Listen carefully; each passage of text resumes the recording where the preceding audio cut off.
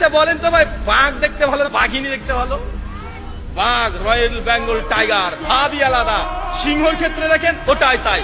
মুরুগ আছে, মুরুগ, মুরগির মধ্যে মুরুগ দেখতে ভালো না মুরগি দেখতে ভালো বলেন তো? মুরুগ দেখতে একটা ভালো লাগে না ভাইজান?